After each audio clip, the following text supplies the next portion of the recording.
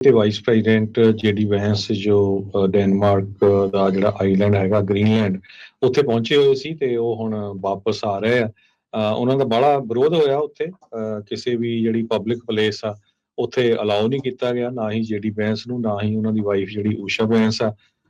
ਤੇ ਪਰ ਉਹਨਾਂ ਨੇ ਲੈਕਚਰ ਜ਼ਰੂਰ ਉੱਥੇ ਦਿੱਤਾ ਪਈ ਡੈਨਮਾਰਕ ਨੇ ਗ੍ਰੀਨਲੈਂਡ ਦੇ ਲਈ ਕੁਛ ਨਹੀਂ ਕੀਤਾ ਹੈਗਾ। ਤੇ US ਪੈਸੀਫਿਕ ਸਪੇਸ ਵੇਸ ਉੱਥੇ ਉਹਨਾਂ ਨੇ ਵਿਜ਼ਿਟ ਕੀਤਾ ਤੇ ਕਹਿੰਦੇ ਪਈ ਜੋ ਗ੍ਰੀਨਲੈਂਡ ਹੈਗਾ ਆ ਉਹ ਜੇ ਅਮਰੀਕਾ ਦੇ ਨਾਲ ਆਉਂਦਾ ਤੇ ਉਹਨਾਂ ਨੂੰ ਫਾਇਦਾ ਬਹੁਤ ਹੋਊਗਾ। ਉਧਰ ਪ੍ਰੈਜ਼ੀਡੈਂਟ ਡੋਨਲਡ ਟਰੰਪ ਉਹਨਾਂ ਨੇ ਵੀ ਸਟੇਟਮੈਂਟ ਜਾਰੀ ਕਰਤੀ ਸੀ ਵੀ ਨੋ ਮੈਟਰ ਬਟ ਜੋ ਅਮਰੀਕਾ ਆ ਉਹ ਗ੍ਰੀਨਲੈਂਡ ਨੂੰ ਆਪਣੇ ਵਿੱਚ ਮਿਲਾਉਣ ਲਈ ਪੂਰੀ ਕੋਸ਼ਿਸ਼ ਕਰੂਗਾ।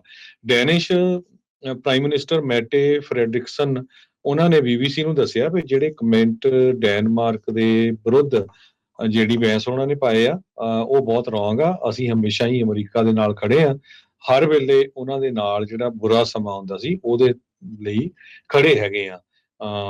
ਕਿਓਪੁਕ ਔਲਸਨ ਗ੍ਰੀਨਲੈਂਡ ਦੀ ਇੱਕ ਪੋਲੀਟੀਸ਼ੀਅਨ ਆ ਜੋ ਪ੍ਰੋ ਇੰਡੀਪੈਂਡੈਂਸ ਪਾਰਟੀ ਨੂੰ ਬਿਲੋਂਗ ਕਰਦੀ ਆ ਤੇ ਉਹ ਕਹਿੰਦੇ ਵੀ ਅਸੀਂ ਬਹੁਤ ਸੀਰੀਅਸਲੀ ਇਸ ਵੱਲ ਦੇਖ ਰਹੇ ਹਾਂ ਵੀ ਇੱਕ ਤਾਂ ਸਾਨੂੰ 300 ਸਾਲ ਹੋ ਗਿਆ ਵੀ ਕੋਲੋਨਾਈਜ਼ ਹੈਗੇ ਆ ਅੰਡਰ ਡੈਨਮਾਰਕ ਤੇ ਹੁਣ ਅਮਰੀਕਾ ਵਾਲੇ ਸਾਨੂੰ ਨਵੇਂ ਕੋਲੋਨਾਈਜ਼ਰ ਬਣ ਕੇ ਆਉਣਾ ਚਾਹੁੰਦੇ ਆ। ਕਹਿੰਦੇ ਵੀ ਟਰੰਪ ਹੋਣੀ ਤਾਂ 4 ਸਾਲ ਰਹਿਣਾ, ਹੁਣ ਤੋਂ ਆਉਣ ਵਾਲੇ 10-15 ਸਾਲਾਂ ਦੇ ਵਿੱਚ ਕੀ ਬਣੂਗਾ।